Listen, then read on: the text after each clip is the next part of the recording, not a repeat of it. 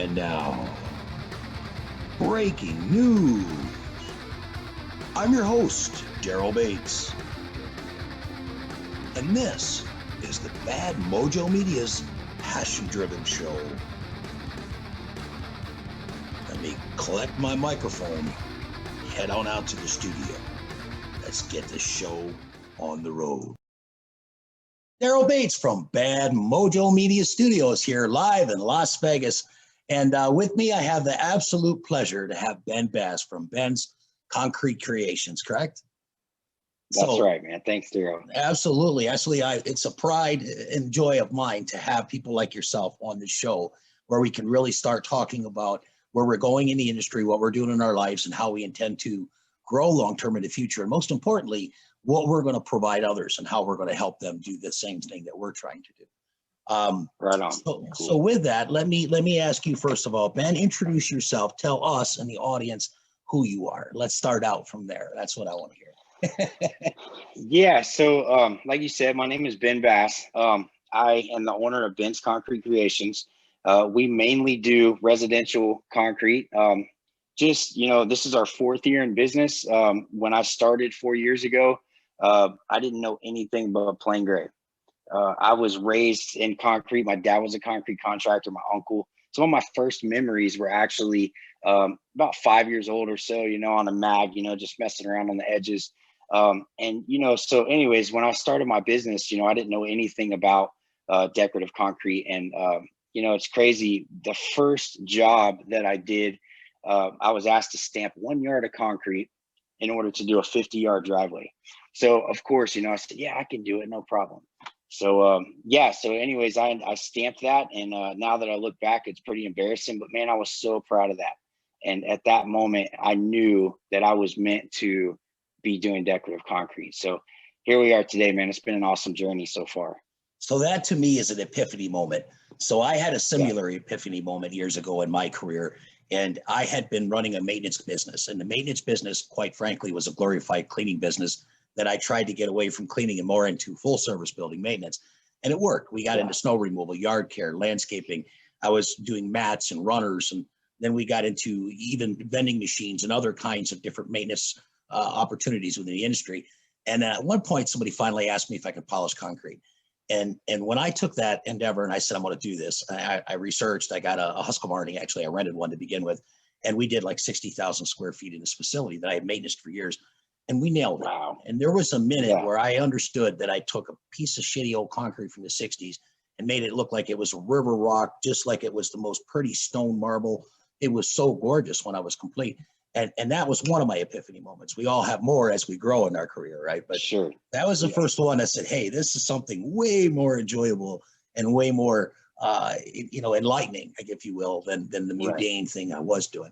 So where are you located at, first of all? Let me get the skinny on that. So we're based out of Blairsville, Georgia, which is about 2 hours north of Atlanta, up in the mountains up here. It's a beautiful place. I'm originally from Florida, but I love it here. The only thing I miss about Florida is the beach. So I wouldn't go back for anything. I tell you what, I had a minute where I moved to California, and it was complete wrong fit. I'm not that guy. It just didn't work.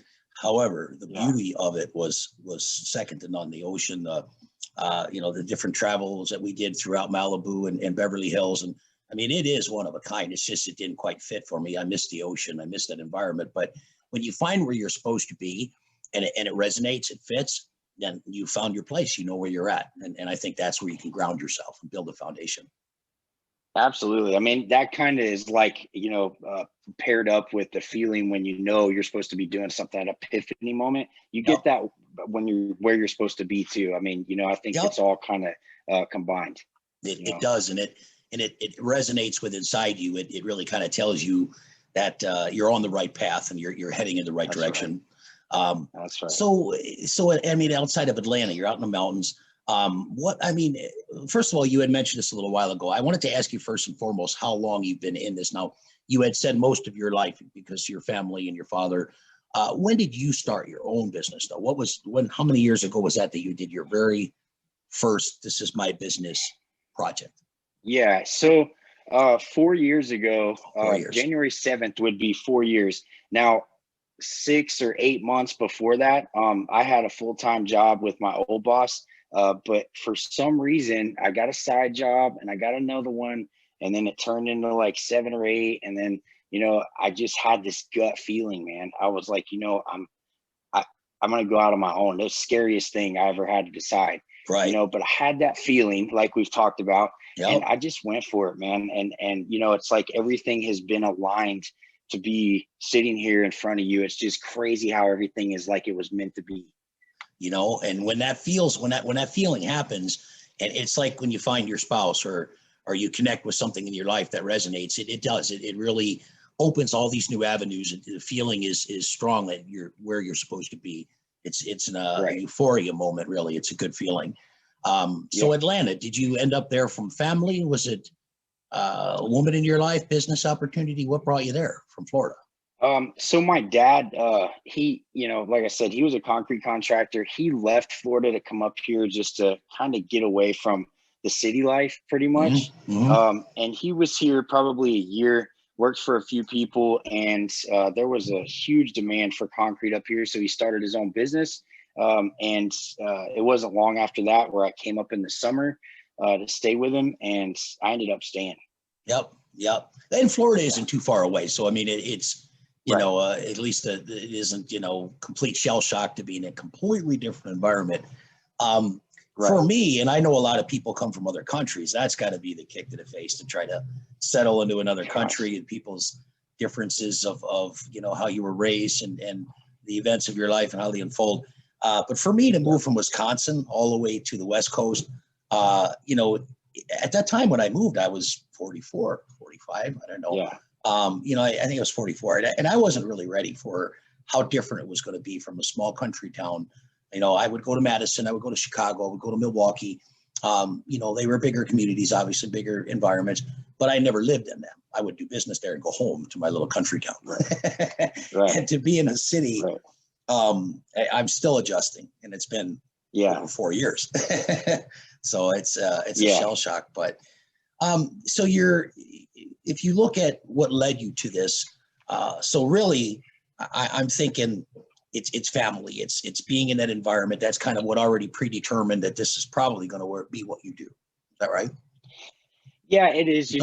Just to touch a little bit more on that. So, my dad, I grew up racing motocross. And when my dad moved up here, that was kind of my opportunity to get back into racing, which I loved and missed. So that was pretty much at that point at 12 years old, that was the main motivation for me to come up here. He said, look, if you want to race, you can come up here, you can help me. And that's really at 12 years old is really when I started working with my dad more. On the weekends after school, he'd come and pick me up at 2:30 and we'd go back to the job site. And that's really where my understanding and learning began with concrete. Gotcha. So when you started the concrete industry, so to speak, what led you to the decorative side of things? I mean, what got you? And I imagine, and I see your work, I know you still do amazing concrete work, but you're getting more and more into the more advanced artistic decorative side and elevated side, if you will. What led you in that direction? That was that moment when I stamped that yard of concrete. And just to kind of go back a little bit more, I went through years of pouring concrete, but then I stopped pouring concrete and I went and actually did some painting and staining for about 5 years. And it's crazy because when I stamped the concrete, I realized that a lot of the painting and staining with brushes and rollers, it kind of went hand in hand with decorative concrete. And I already kind of had a feel for that. So it was almost like while I was painting and staining, it's like, why am I doing this? I grew up pouring concrete. And now that I'm doing decorative concrete, it's like it's all combined. And it's like all that was meant to be put together for a reason. But, really why I got into decorative concrete, I've got to give a lot of that credit to social media. When I live up here in the mountains and I really didn't know a whole lot about stamped or decorative concrete. But as soon as I started figuring out that there were pages on Facebook like dedicated to concrete, and I joined those pages and I saw what people were able to do with concrete, dude, I fell in love. I was like, that is what I want to do. And that's what I set my mind out to do. Well, that's an excellent direction to head in, because I think right now the decorative world, and I can't say just right now, it's been consistent for many years, but I think it's becoming more something that everybody knows about because social media has put it right out there in front of us. Where before stained concrete, you'd see it in a bar or a restaurant, maybe somebody would notice it. Today, you're seeing it all across our screens. People, grandmoms, older people, younger people, it doesn't matter. They're all getting exposed to this, if you will. And another thing I want to mention, just in relation to what you had said a little while ago about painting and staining, some businesses, some career choices are so similar. And when you are in one, you recognize how it can translate easily to another. And I think that's what's got a lot of us into this industry. So I was an auto body guy some years back when I was a younger man. And I loved the painting. I loved the prep work. I loved it. It was a pain in the ass, of course, a lot of work, but it was satisfying and it was creative. And I think that's what was lacking from the maintenance business that I had, was that it was so mundane and so replicable that it didn't have any artistic ability to express yourself or grow. And when I got into that, I realized that woodwork and auto body have a whole lot of similarities to what we do in terms of being a master craftsman and being patient, fixing your work and understanding. And people say too, most jobs will have mistakes. It's just that you've repaired them well enough or corrected them well enough that people don't know they're there. We're always human. Right. We're always human to error and prone to mistakes, but it's how you approach a job, how you finish it. And so it's interesting to hear you say that, because I see so many relative career choices that are similar to what I do, and I kind of combine them, like you said, together. So that was a good point. That's right. Yeah. Yep. And, I think it's really cool with all, you and so many people in the industry that I'm able to see through these social media platforms. We're all kind of exposed to everybody's work, and we're able to take some from everything and create our own style, our own flavor. And I think that's what's cool about it, man. We can all be, kind of like our own unique artists in a way. Agreed, completely. And I think that's the truth about what we do. In fact, think about this once, for the audience and for yourself and for me. How often do you achieve something in life without having an influence from somewhere? Never. Whether it's a song you've written, whether it's a picture you've drawn, you were inspired by somewhere along the line, a movie you've watched, a meal you tasted, I don't care what it is, you are inspired consistently. And so we pull from one another little pieces that fit. And so sometimes when I train new guys, or I work with guys who have not been in the industry long, they might do something that I've never thought of. I've got just my eyes. I'm one guy and I have my blinders on and I'm always busy. And sometimes I don't learn new things because I'm stuck in the repetitiveness of how I've taught myself. But when I'll see somebody else try something new, I'll be like, hey, why the hell am I not doing that? I'm going to start borrowing that, okay? And that's what the give and take that we share with one another.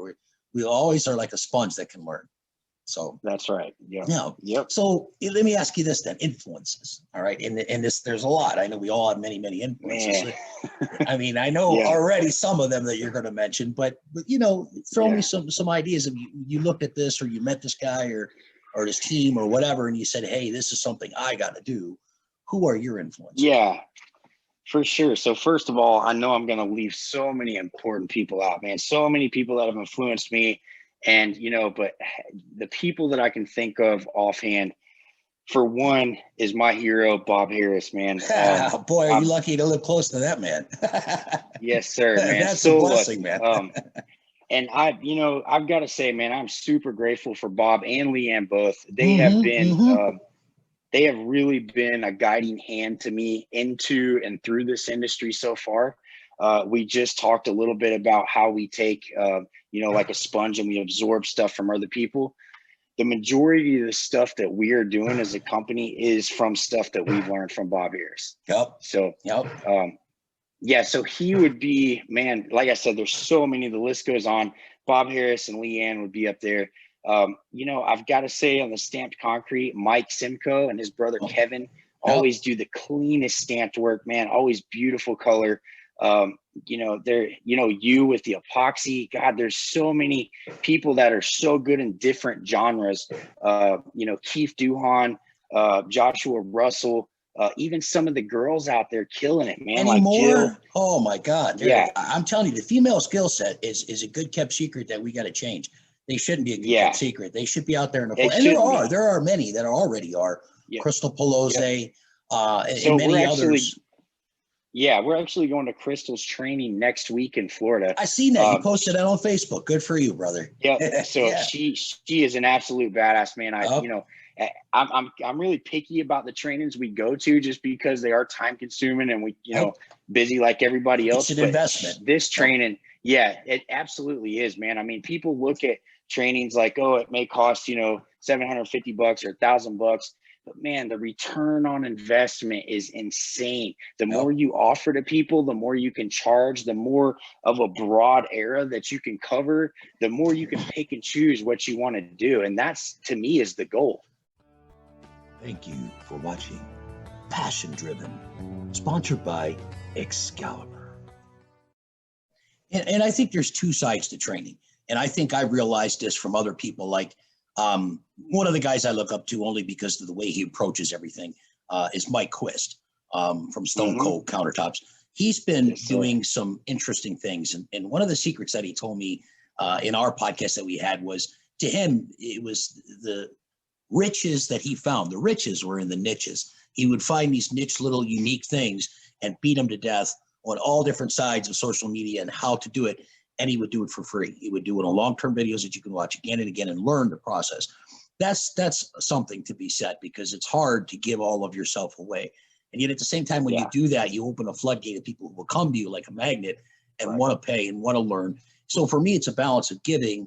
And then yet also in training, of course, it costs money too. If my whole week is consumed, I'm out of state traveling, that has to be compensated somehow. And you want to find that fine line to where it's not about the money.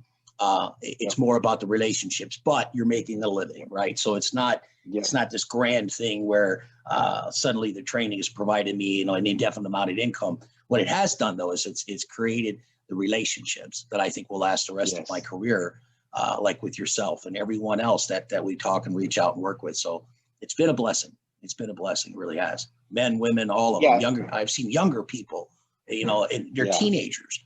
In fact, there's this guy works with Chris Lavin at XPS in Europe. I think it's in England. And he has his daughter. She's 16 or so, and she pours with him. And she is freaking amazing. It's like, are you kidding me? Yeah. Wow, that's freaking awesome. You know what I mean? Yeah. Yeah, and that's what we hope to see is, younger people coming up and actually wanting to be involved in the industry and wanting to learn. I think that, God, man, we need so many prayers on the next generation wanting to step in and actually – man, it's where are they? Why aren't they here?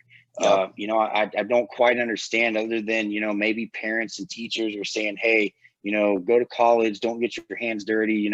It's almost like the people out there that are getting their hands dirty are looked down upon, and we need to get away from that somehow, man. We can have a good life doing this stuff. I think it's been since, honestly, and I'm not trying to be a historian, although I love history, but if you look back, I think after, I'd say the 60s, somewhere 20 years removed from World War II, in that time frame is where it became more popular to go to college and get a mental education than a physical education.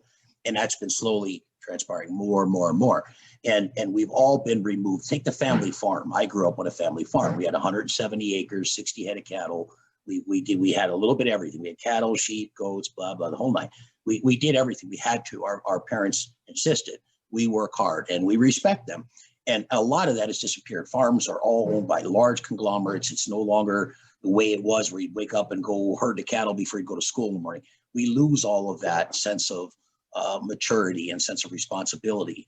And of course, when I grew up as a kid in the 70s and 80s, we didn't have video games like we have now. I mean, I can't say what kind of man I'd have been if I was raised in the city with technology like we have now. I'd probably be one of the problems and not somebody where I'm at now. But because I grew up the way I did, I was forced into physical labor, seemed to be the thing to do. And although I always wanted a better education, I think along the way, what I have to look back in hindsight and realize is that I've acquired one. It's just a different kind of education. It's one that I think people will respect, that we can actually do things. We're not just talkers or dreamers. We can actually go do it. And that's a huge thing, in my opinion. I think so many people get wrapped up in the, if, you go out and get your hands dirty every day, you stop learning. And that's the worst. That's the biggest mistake, or the biggest misunderstanding that's out there. Going back to the trainings we were just talking about, not only are we learning hands-on stuff, but we're learning a lot of mental aspects about what we do too. At the beginning, when we first started chatting, we talked about problem solving. I think that is the number one key of getting through the day, the week, the month, is being able to figure out things when they pop up out of nowhere, And how they to handle do. it, address it. Yes. They do. And they Yeah, do dude, all we're never damn going to get day. away with that. You know? Whether it's our Yeah. headsets on a Zoom meeting that we couldn't overcome for a bit, Yeah. or a truck that Right. breaks down, or a grinder that doesn't work when it's plugged in, or a generator. The list will always be long. I mean, Yeah. and here, let's mention That's another right. thing on this show and between ourselves. Another big thing that we will always have to overcome, it might be actually quite even the hardest, maybe even harder than money, and that's human nature. As humans, we're all so different. And if you build a team based around X amount of individuals, and any one of those individuals are a weak link and things start to fall apart, you sacrifice jobs, quality, the list is long. You almost got to wear a lot of hats, and one of them is a psychiatrist, and it's complicated. When I started growing and I went from Wisconsin to here, and I had branches running in all these places, and I was trying to relegate authority to certain people that couldn't handle it, and it was a ginormous nightmare. And so it prepped me to understand that human nature is different no matter where you go. And it just always will be that way. So God, I don't know man, it's so true. It is, man. I mean, everybody, like you said, everybody is so different, and people have to be treated as such, like individuals. And you know, sometimes you have to, what works for him may not work for her. And like you said, you know, psychology is a huge deal, and it comes, especially as a business owner, having employees. You've got to understand how to address situations differently with different people. And that is probably one of the biggest challenges out there, just involved around people in general. Yep. We can't wear kids' gloves anymore. And it's just, that's the way life is. The older people had it right in a lot of ways. I'd say some of the old demeanors from our elders, some of them were indeed very hard, and harder than I would even be comfortable with. But that being said, it left a precedent. It set a tone of how we're supposed to be as adults, as men, as women, as humans. And that's something that's, you know, like we talked about earlier, it's only kind of slipping away. We're hoping, though, that between what we're doing, the shows that we do, the education that we do, the way we reach out to people and invite them in, we're hoping, I believe you feel the same, that we can instill something different in our youth to come up behind us and pick up, you know, the cross and carry it, if you will. You know what I mean?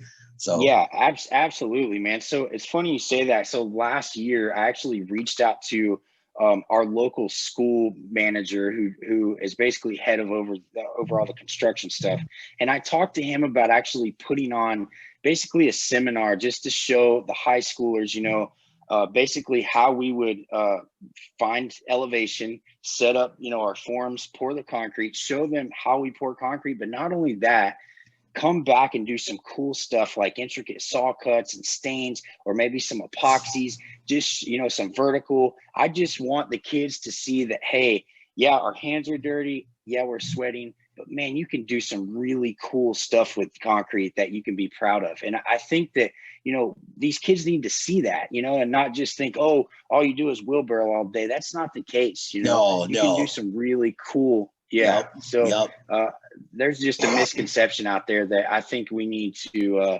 try and straighten out with the youth.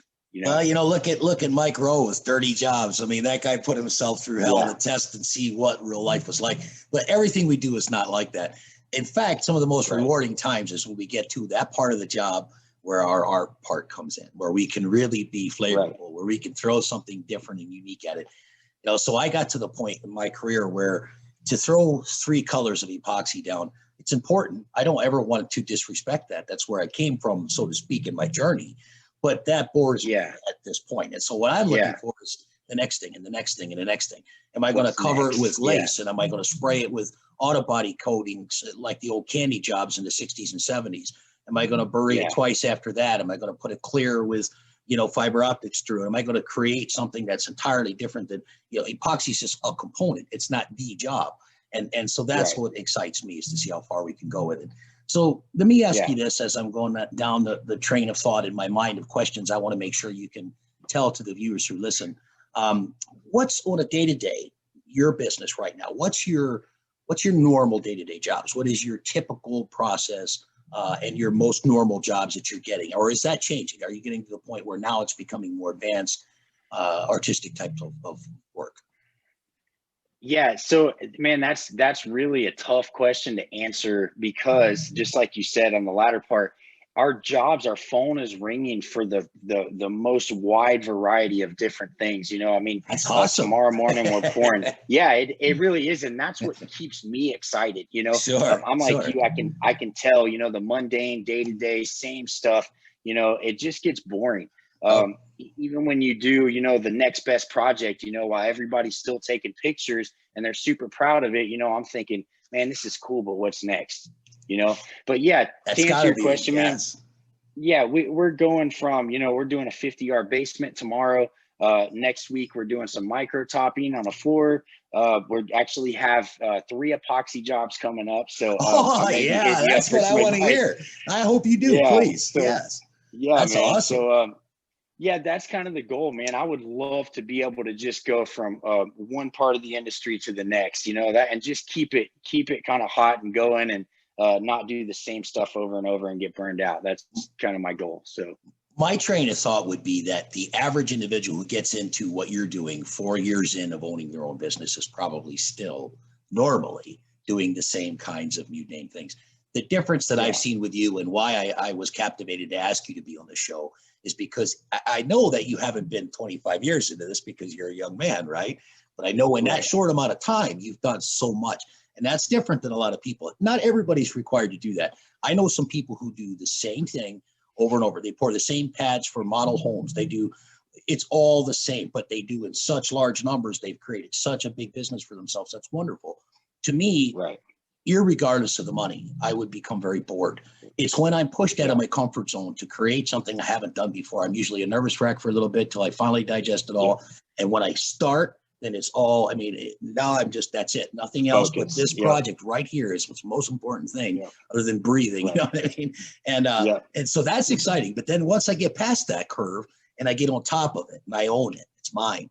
Yep. That's Yep. the best. That's like being on stage and you're a rock star. It's like, wow, it's so exciting. Yeah. It's You've rewarding. accomplished it. Yeah, you Yes. got through all the fear and all the anxiety of, you know, what can go wrong. And I think maybe that's where why we are here right now, and why you're there, is we were able to you know, take advantage of that, even though that, you know, we were scared things could go wrong. We didn't know exactly how it was going to work out, but we were willing to step up to the plate and you know, take a swing at it. And you know, if problems came up, we addressed it, we Dressed learned, them. and yeah, and you know, that's the main thing, is just taking care of it.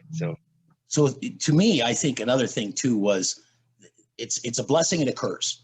Every single time I was asked to do something above and beyond, most of the time, unless it was something completely ridiculous, I'd be like, no.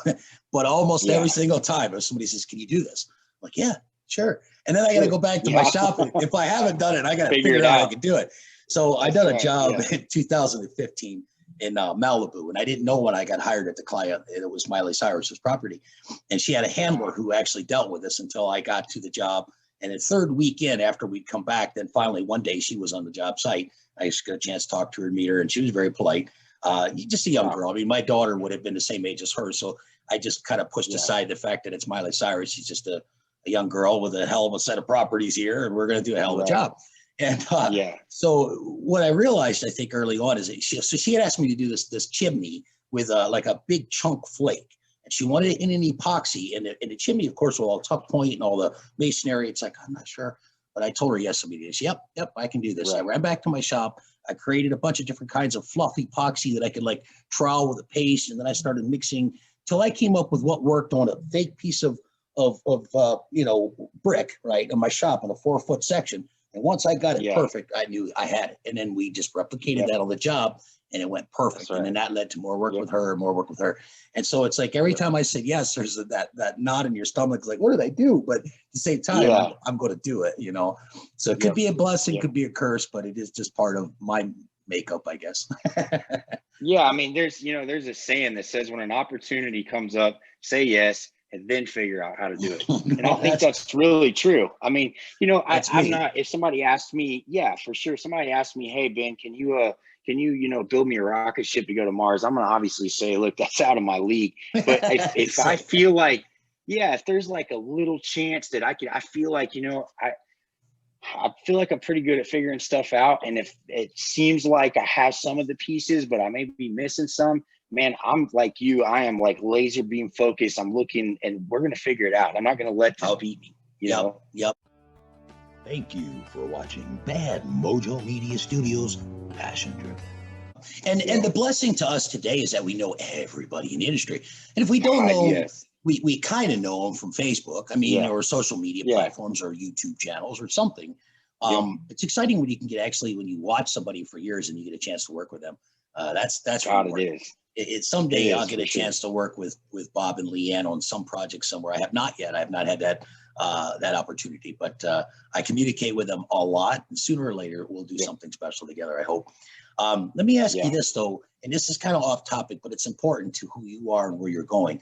So give me some feedback about you personally. So what I mean by that is your family. So you had mentioned earlier that you have a child, a spouse. What? Fill me in. Let's hear about that part of your life. So I am actually with Brittany, who is my fiance. Man, I'm so thankful for her, man. She, I would not be where I am today if it wasn't for her, hands down. She is a huge part of this company, and I'm really grateful for her. So her and I have a daughter together, Camber. She'll be 3 actually in 2 weeks. That is a blessing. It is, man. And she's, you know, so she is wide open, man. She is all over the place, but you know, she's super cool. She knows concrete. You know, she always says, "Oh, Daddy's concrete." So she, you know, she loves the trucks and everything like that. But, so I have 2 boys from a previous marriage. Landon is 13 and Abel is 8. And they're both really, really athletic and you know, good kids, man. And I'm super happy to have them for sure. I bet you a big part of the success you wish to achieve in business is also because of them, I would think. It is. It is. Absolutely, man. Yeah. So, you know, I mean, I hope, you know, we talked about the drought and the next generation, you know, obviously I'm not going to force any of this onto my kids, but I try and get them involved and get them interested. That's the main thing is you have to have interest in order to be successful. If you don't have any interest in it, you're not going to go anywhere. And that's just the fact of it. So. And I think that's what I think the problem is. And I have to say this very tenderly because I wish to disrespect no one. I think to those who go and attain a higher level of mental education at college, I commend them. It was just not my thing. And I think if I had to go into a field and I got 2 years into a college degree and realized I hated it, I would be discouraged. Maybe I would even stay in it because I've already put 2 or 3 years and X amount of hundreds of thousands of dollars.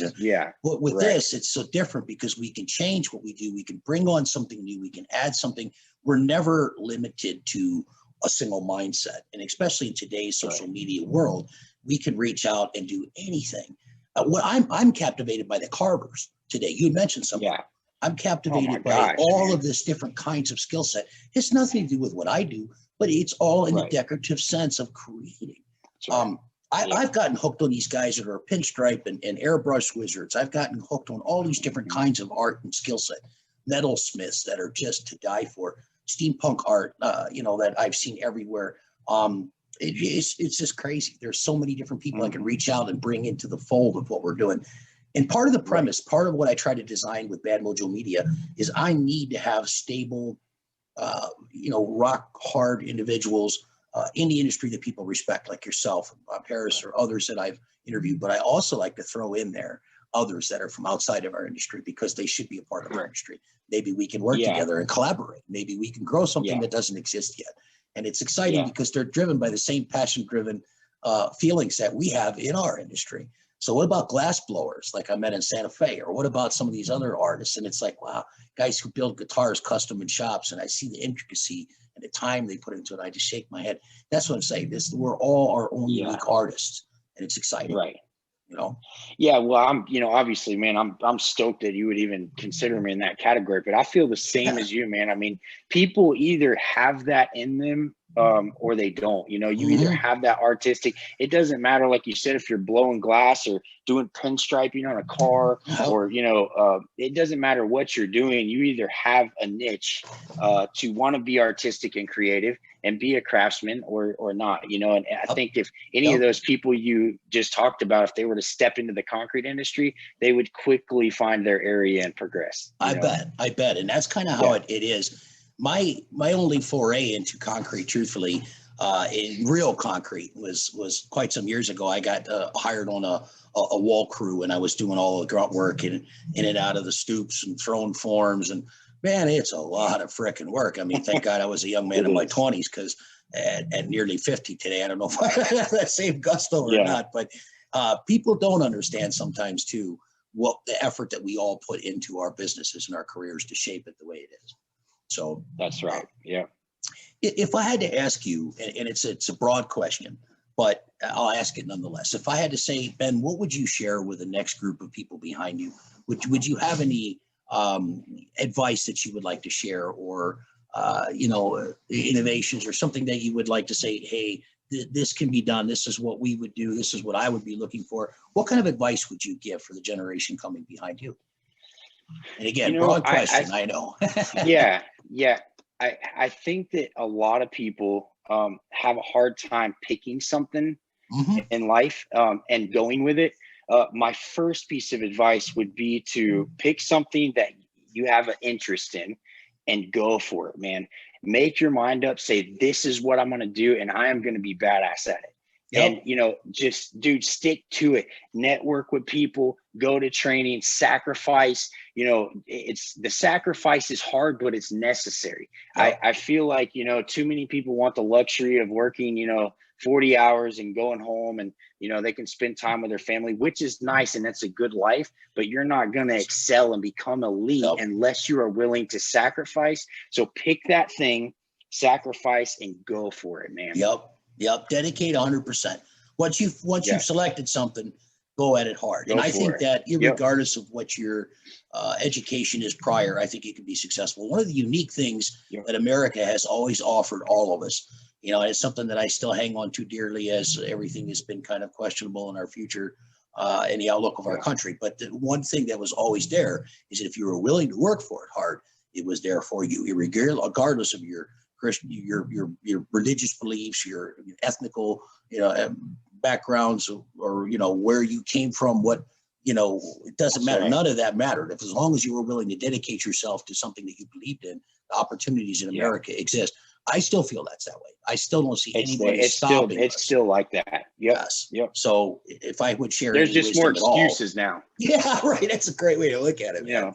More excuses. It is. Yep. I mean, if you want something and you get that gut feeling and you go after it, you're gonna get it, man. It's just, you got to keep tooth and nail. You just got to fight to get there, and don't become complacent and comfortable. What's the saying that says be humble but always hungry. Always hungry. More. Yep.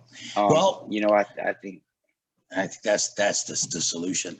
So today I had a privilege. I met a guy. Javier is his name. He's, I'd say, later 50s. Immigrated at 17 from Mexico. Spoke zero English. Had no money. He didn't know what to do. He came here with a family because the desperation that they had in their community in Mexico, and so he ended up deciding that the first thing he must do is learn English. He did. So in a very short order, he learned how to communicate with people in America, which he felt was the most necessary thing to do for him. Immediately after that, he got a contracting job pouring concrete and working in construction. He stayed with the same company for 23 years. In 2004, he left. Today, he owns 3.5 acres in a large complex and a multi-million-dollar facility that's just about complete. And he has 36 crews between here and California, doing everything from licensed metal work, licensed concrete work. He is licensed in all these different things, and here's a guy that had nothing, came from nothing, came to America didn't even know how to speak our language, with $0, and just worked his ass off. And now he's got something that I look at, and I'm like, God, I wished I had that. And I feel horrible for feeling that way, because I have the privilege of being raised in America. You know what I mean? Right. And so there is nothing stopping us, is the point. There isn't. Just us. That's it. We are in our own way, and that's basically it. That's an incredible story, man, and that's a great example of what is possible. Chasing the American dream for sure. He's got a table I'm going to build for him. It's 16 foot long, 6 feet wide, and it has redwood from California, these large pieces, and it's for his new facilities, his new office location. And he's got just a tremendous complex, and I love to see this because it is the American story. You know, the reality of it is that most of us ethnically are from somewhere, right? You know, my last name is Bates. I'm English, right? So we're all from somewhere, most of us anyway. And there is nothing stopping us except us. And I think I've realized in the last 5 years of my life, at all of the times in my life where I hit a stopping point, it was a roadblock that somehow I probably put there. It was never anything else stopping me except probably myself. Right. And so now I have no roadblocks, and now the future is straightforward, and I'm excited about it. Awesome. If anything, I'm a little older, but perhaps that comes with some wisdom. At least that's what I tell people. Yeah. That's very true. You know, you're right, dude. I mean, like you said, the future is going to come regardless, hopefully. And I think that, you know, being excited about it is what is going to excel you. You know, if you're, you know, if you don't have any goals, man, so many people, you know, they don't have anything set in front of them to step forward and achieve. And, you know, man, I hate to say it, but I lived parts of my life where in 5 years, I was doing the same thing I was 5 years before. And, you know, that's a sad waste of time, you know? So I encourage people, you know, to, and, you know, I encourage people, you know, to set goals, set achievements. If it seems really far, you know, put little stepping stone goals on how to get there and work on it, man. You know, it's like that quote that says, it's like that quote that says, you know, nobody cares, work harder. Dude, that's so true. It is, isn't it? You know? There is no sympathy anymore, and there shouldn't be really for us as adults. We're all given the same opportunities usually, and if we choose not to do something with it, then we're our own worst enemy. Let me ask you a couple of real quick important questions, and again, they're both important to me. Where is your business now heading in the future? What do you see in a nutshell in the next 5 years? Do you see more crews, different states? Do you see something more advanced than that? What's your thought process there? Man, this is a tough subject. I tell you, maybe a few months ago, I was at a point in my career where I was pretty much fed up with the rat race. You know, pouring concrete with what we do, and I know it's the same with epoxies. You go from one job to the next, one job to the next, and it's just a rat race you're caught up in. And, you know, we got to get this done and on to the next. They've been waiting in 2 weeks. And, you know, so I think that, you know, I was to a point where I was almost ready to step away from employees. Oh, I was almost ready. Yeah, I was about to a point. Yeah, where Brittany and I was just going to take specialty custom stuff and do, you know, maybe throw some metallics down in a garage or do a countertop or, you know, a vertical fireplace or fire pit. I mean, it goes on. I was just going to do stuff that I could handle pretty much. And I could work 3 or 4 or 5 days a week, and I didn't have to work 80 hours a week. So the crew could work 40, you know, and, but, you know, this was weighing heavy on me, and I was trying to figure out, what am I going to do? I have some great guys that work with us. We have an awesome team.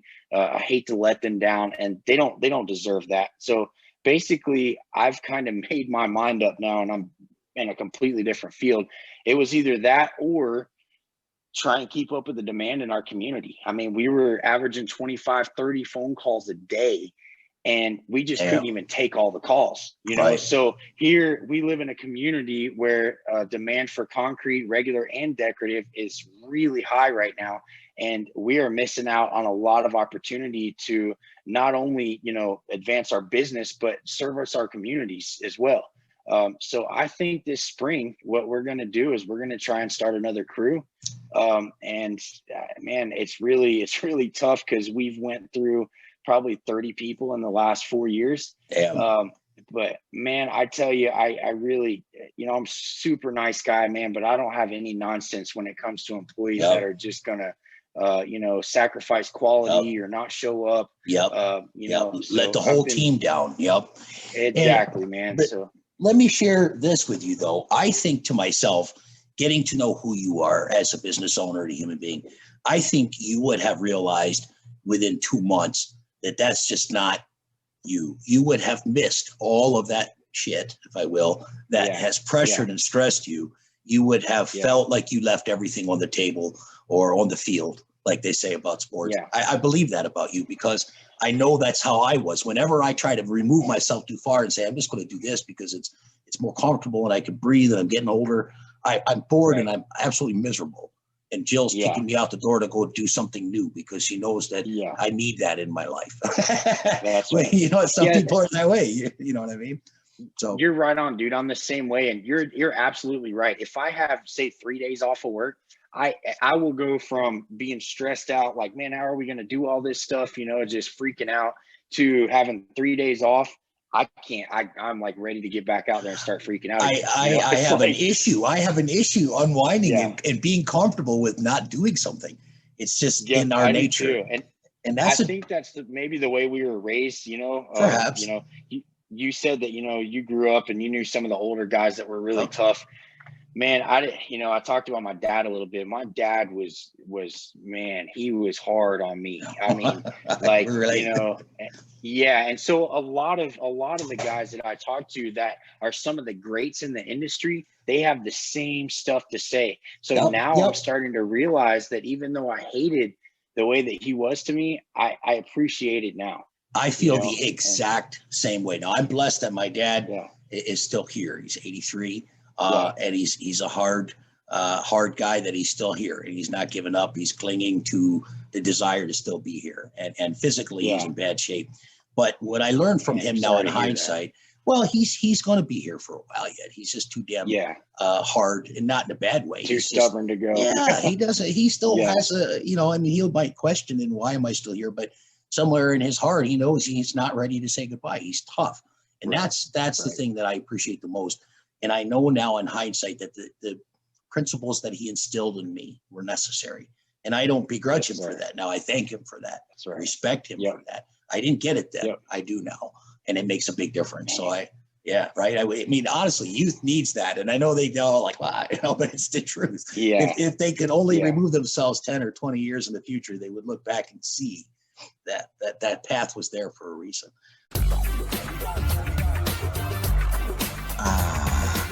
Excalibur. Knowing the world over and even on the move.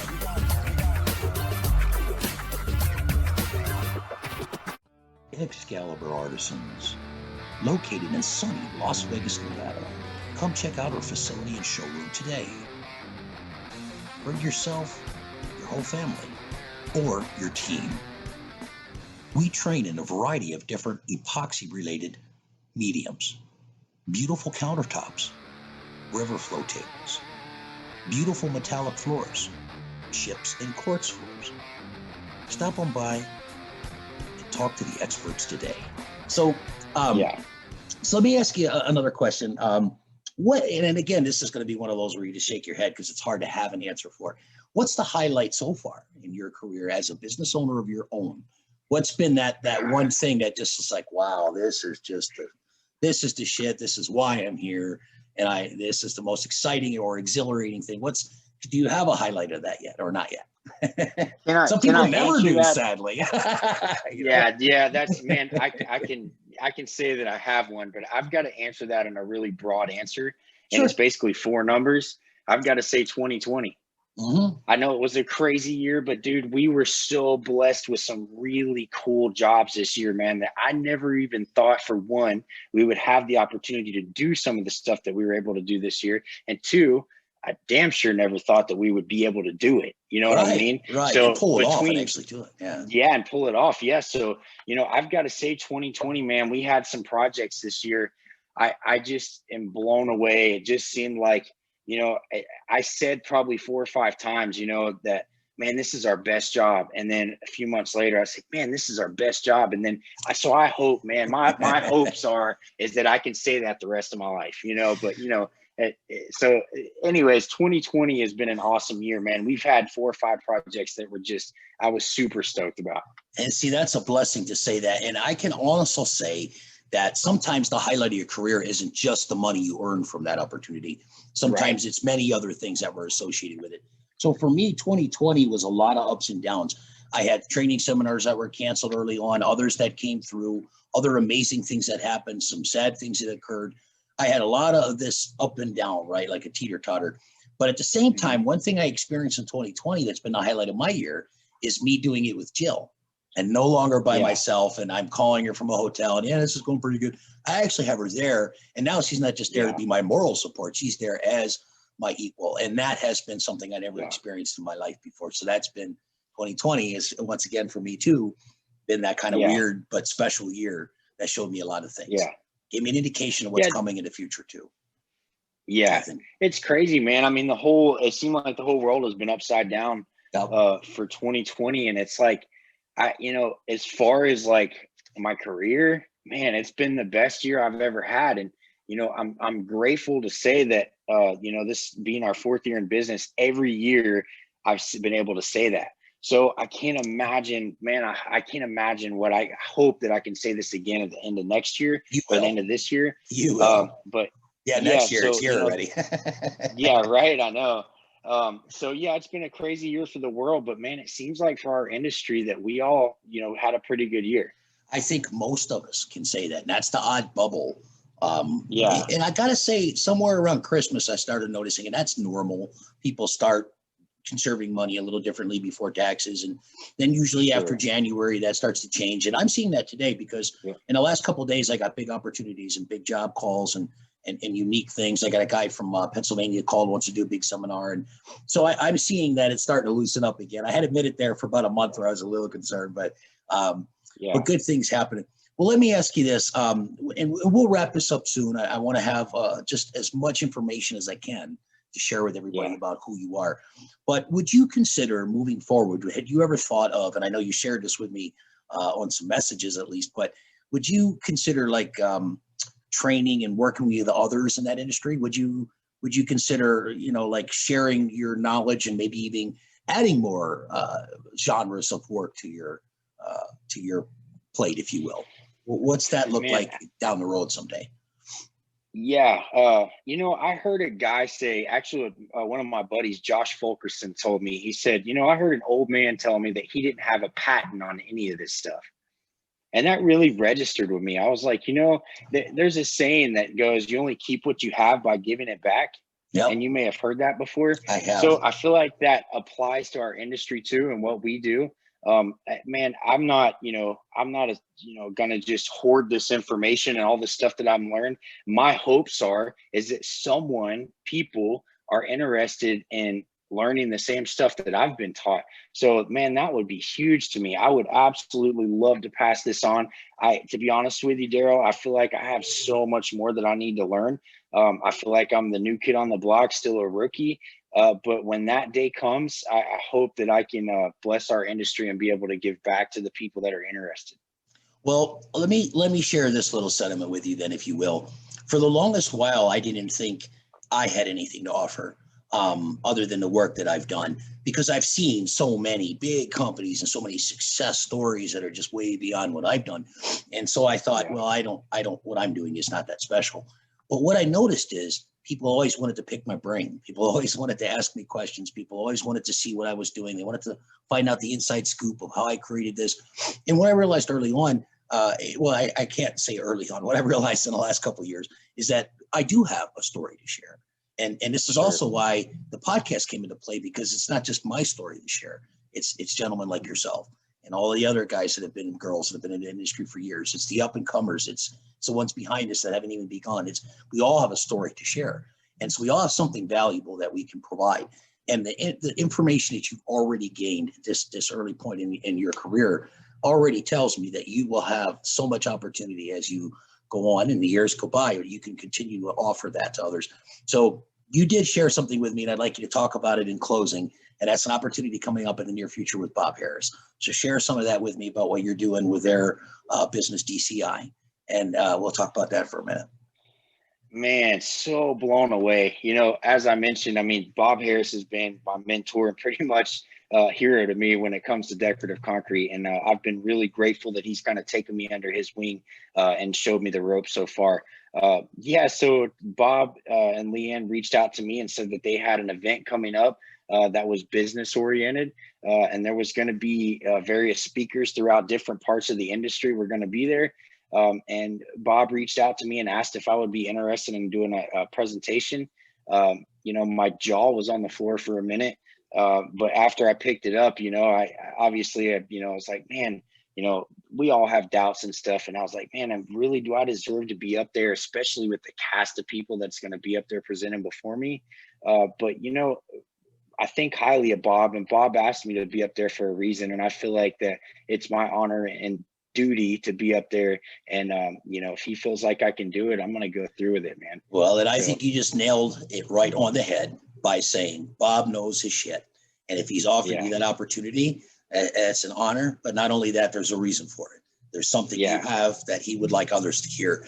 And that, I think, is the exciting part to me. It's like good musicians. When I hear a new song that they've made or someone that I'm really in tune with, it's a message that people want to hear. And I think that's what I gained from education and training, is that there's so many of us that have something that we can share. So when is this event? Tell us that. Gosh, man, Bob's gonna shoot me if I get this wrong. I think I didn't mean to shoot from the hip there. I'm sorry. Yeah, no, you're March good. 12th? I think it's March 12th and 13th. God, so anybody that's watching this is interested, you can go to decorativeconcreteinstitute.com or go to their Facebook page and check out. Just type in Decorative Concrete Institute, and all of their trainings they do them frequently will be on there. And you can click on there and just see when it is. And if you'd like to go, just reach out and contact them. And I tell you what, I'll do you one better. I'll put a link at the end of this that they can click on, so they'll take them right to that information. How about that?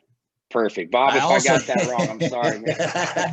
And Bob, I apologize for shooting from the hip. I should have mentioned I was going to ask that. I knew I was going to, but I just didn't think about writing it down. But that being said, I'm excited to see that. And in the very near future, I'll make the pilgrimage, and I'll get down and I'll work with Bob and Leanne, and I'll learn myself, because they've got so much I want to learn. When I see what they do with concrete, I want to do this with epoxy on concrete. I want to take the next level geometric shapes and figures, and I want to create something on epoxy. It's not that it hasn't been done or it can't be done or nobody's playing with it. I just want to make it popular. I want to say this deserves to be something that people are doing and are learning how to do it the right way. I think if I had one excitement in life, it would be to create an accreditation program that makes sense for guys that are coming in to the coatings industry, because there really isn't enough oversight. It's whoever wants to take a 2-day seminar and say, I've got a certificate, and go throw some shit on the floor. And I'd like to teach them the right way. I'd like to see that they are accredited. I'd like to see that they have a future, and that we can keep the standards, not a status quo, but at high level where they belong. And it would change the way people think about our industry, where I've seen so many failures. I've been there with nobody training me. And I'm professional, and it's taken me years it's taken me years to look back and see the crap I did all them years ago really wasn't all that good. And I had to learn the hard way from that. So let's offer them that help, so they don't have to fail first, That's right. Yeah. So that's kind of how I feel about that. One of the most important things, though, before I do wrap this up, is how can we reach you? And I wanted to also ask you quickly about your new YouTube channel. To me, it's amazing. So share that info with us all. Yeah, and thank you, man. Yes, so the best way to reach me if you're on social media is, man, hit me up on Messenger, whether it's Facebook or Instagram. Reach out to me, and then we can kind of collaborate. And I've had so many people that I've reached out to them when I was trying to figure stuff out. And man, I love our industry. It's full of so many people that are willing to help you, and they have nothing to gain other than they want to see other people do well.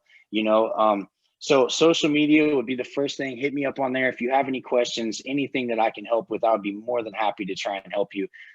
Also, you can reach out to me at my email, which would be the name of our company, bensconcretecreations@gmail.com. I'll share that too. Awesome, man. Thanks. And so that would be the two ways to contact, and I'll get right back to you either way. And on Facebook too, just let me interrupt. What's the Ben's Concrete Creations? It is, it's Ben's Concrete Creations. Yep. So the same. And you can add me on there personally too. It's Ben Bass. Just look me up on there. And if we have mutual friends, then I'll add you. Perfect. So but yeah, you can look up our business page on Facebook or Instagram. It's all Ben's Concrete Creations. So all right. And how about YouTube? So I've seen that you've created a new YouTube adventure, and man, is it good. The work I see, not just in the work that you produce, but the quality of what you put together is also pretty high, and that's a good thing. Man, I've got to say, I kind of feel like I need to get up right now and let Brittany sit down. I mean, super hats off to her. Yeah, she's killing it with all the all the edits and all the quotes. I personally don't have patience for that stuff, and she she kind of found one of her niches, like we talked about, and Yep. she's really good at recording and doing these edits and putting music over them. And so our goal, we actually had several reasons that we wanted to do a YouTube channel. One was for our customers. We live on up here in the mountains where there's a lake and awesome views. Most of our customers, this is their second or third or fourth home, and they're rarely here. So we're grateful that they trust us to do their project while they're not here, but it allows them to go on and actually see their process. Did we put rebar in there? Did we use colored concrete? They can see the whole thing from start to finish. Two, for potential employees that are interested in hiring on with us and working for us, they can go and watch our YouTube channel and see exactly what we do. There's nothing hidden on there. You can see from start to finish what our day-to-day processes are. And then also, we want to be able to educate the up-and-comers, people that are curious, that want to know how to stamp concrete or stain or whatever it is we're doing. We want people to be able to find that readily and easily for them. And hopefully, if they have any questions, they can reach out to us. And I carry that heavily on my shoulders to make sure that anybody that is curious on getting into this or progressing in the industry, that we want to be able to help them. Yep. Well, I think you've said just an absolute mouthful. It's wonderful to hear this. I'm going to make sure when we're done that all of this, when I'm editing this, all of your contact information, the upcoming show and what you're going to do with DCI and Bob Harris and Leanne, I'll put all of that on there so people will understand how to find you, how to links to connect with you. And I'll do so proudly. It'll make me very happy to see me get this out there that everyone else can also see. I think you've done a fine job yourself with you and your team. But that being said, I love to help too. So whatever I can do to get that out there for everyone. And I got to say thank you, Ben, for taking the time. I know it's late on your end. We're 3 hours difference from Vegas to where you're at. Apologize too for the grief I had with trying to figure out the Zoom with our microphones and all that, but we did it, right? Problem solving. All good, man. No, I can't say like how much of a privilege this was and an honor that you actually asked me to come on here. I've been stoked about it for a week, So, man, thank you for this opportunity. And it really was awesome to be able to sit here and chat with you about this stuff. So, well, I'll never forget this moment. I'll share with everyone before I go. So I was watching you on social media over the last few years grow and do these amazing projects, but I had not met you in person. And sometimes when you have not met someone, you might meet them and not know it. And when I was in Georgia doing a little show with EasyChem, and you came up and you were warm, you were outgoing, talkative, excited. I had no idea really though that you were put the business name to the face. And so when you told me who you were, I'm like, oh, hey, dude. And it was a privilege the very first time to meet you. And so I think moving forward, we're gonna have some more opportunities to work together, do some creative things together. I'll make sure I do on my end, to share everything I can. So once again, I can't thank you enough. Bad Mojo Media thanks you. Jill and I both thank you. And we look forward to what 2021 is going to bring us, the challenges as well as the success stories that we'll share. And we'll do this again. Absolutely. Yeah. Awesome. We'll thanks for having me, man. You bet. Cool, bud. Appreciate it. Let's rock this 2021 out. Let's do it. 2021. Yep. See you, man. Ben's Bass Creations, Bad Mojo Media. Hang on. I'm going to say goodbye to the audience. I'll chat with you for just a quick second. All right. Cool. All righty. Okay. So now I can edit that out. All right. Jill's Art, located in sunny Las Vegas, Nevada. Just Jill's Art specializes in many different artistic mediums, from patinas, cementitious materials, faux finish, and Venetian plaster, including many more. If you'd like to learn from Just Jill's Art, give us a call at 702-365-7502. Do you like to use exciting holographic glitters in your epoxy projects? Floors, countertops, you name it. Give us a call here at Excalibur and check out our new line called Phoenix. 608-426-1997. Easy Kim. Located in Jasper, Georgia, proud American-made company of top-notch decorative concrete products, epoxy stains, cleaners, and many, many more. Give Easy Kim a call today. Excalibur Artisans, located in Las Vegas, Nevada. Give Excalibur a call today. Check out their product line and their advanced training solutions. You can reach us at 608-426-1997.